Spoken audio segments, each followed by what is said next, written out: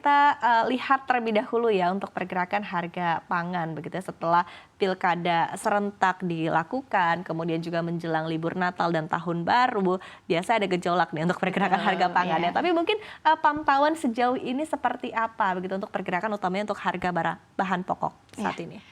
Memang sempat ada isu-isu mengalami penurunan ya untuk harga-harga bahan pokok. Namun sebetulnya penurunannya tidak signifikan. Bisa kita lihat untuk di beras, terutama juga untuk poultry kita, di ayam dan juga telur, mengalami penurunan tapi tidak signifikan. Untuk yang mengalami kenaikan itu hanya di gula dan juga bawang putih. Namun juga rata-rata kenaikannya masih di bawah 2%. Untuk beras kita berhasil dari yang tadinya masih di angka 15.000, sekarang sudah kembali turun ke 14.000. Kurang lebih begitu, Iva. Oke, nah ketika kita lihat juga kan sudah mulai memasuki musim hujan ya, ini juga biasanya akan berpengaruh juga kepada komoditas hortikultura kita seperti cabai dan juga bawang merah begitu ya, sehingga biasanya ini cenderung terjadi gagal panen, kemudian juga harga juga bergejolak. Nah ini seperti apa analisisnya kondisinya saat ini untuk komoditas hortikultura kita? Iya.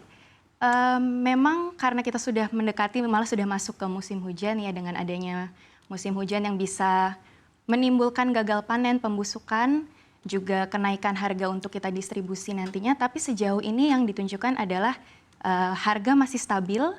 Yang mengalami kenaikan tadi untuk hortikultura kita hanya di cabai merah ya, itu naik sedikit.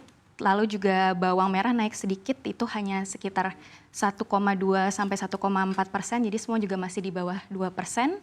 Dan untuk cabai rawit cenderung turun, Iva, dia turun sekitar 4%.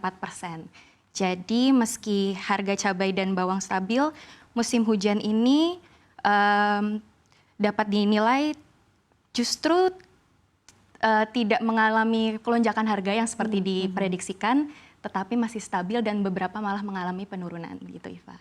Oke, nah ketika kita melihat kan sebentar lagi juga sudah memasuki bulan Desember, kemudian juga sudah mulai masuki libur Natal dan juga Tahun Baru, ini tidak terasa begitu nanti tiba-tiba kita sudah masuk saja ke dalam periode tersebut begitu. Nah ini juga biasa kan berpengaruh kepada pergerakan harga-harga bahan pokok begitu. Nah yang diprediksi mungkin akan mengalami kenaikan selama bulan Desember apa saja?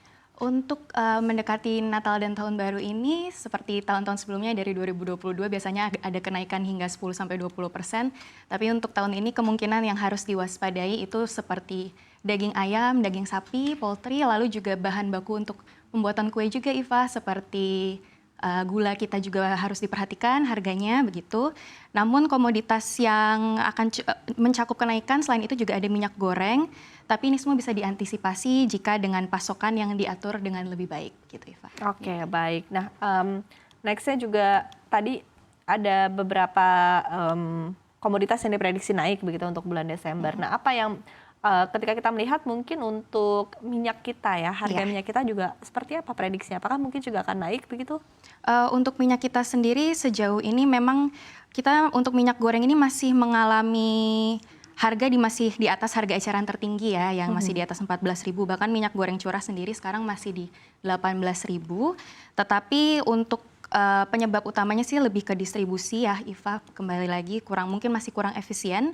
Rantai distribusi kita masih seringkali panjang dan mungkin ada beberapa tempat yang transparansinya masih dalam progres ya. Juga mungkin adanya subsidi yang masih kurang tepat sasaran begitu. Tetapi untuk harga minyak kita sendiri harus dibarengi dengan juga optimalisasi ini, Iva, domestic market obligation kita begitu. Nah ini seberapa jauh begitu ya tadi untuk harga minyak kita sendiri sejauh ini dipengaruhi dengan untuk harga CPO-nya secara global? Oke, untuk secara global sebetulnya harga CPO pada minyak kita ini tidak begitu signifikan ya sebenarnya ya.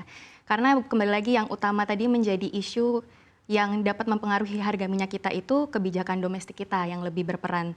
Jadi harus dibarengi dengan optimalisasi tadi domestic market obligation kita dan juga bagaimana distribusi kita begitu. Oke, nah seiring dengan pemerintah yang baru begitu, pemerintah daerah yang terpilih ya sejauh ini apa yang menjadi tantangan utama dalam pengendalian harga bahan pokok untuk beberapa bulan ke depan? Ya, untuk yang paling dekat ini tentunya kita harus memperhatikan cuaca ekstrim yang mendekati ini. Nantinya ada musim hujan yang dapat mengganggu musim panen kita, mengganggu infrastruktur distribusi kita juga. Tetapi selain itu kita harus watch out untuk permintaan musiman karena mendekati Natal dan Tahun Baru ini.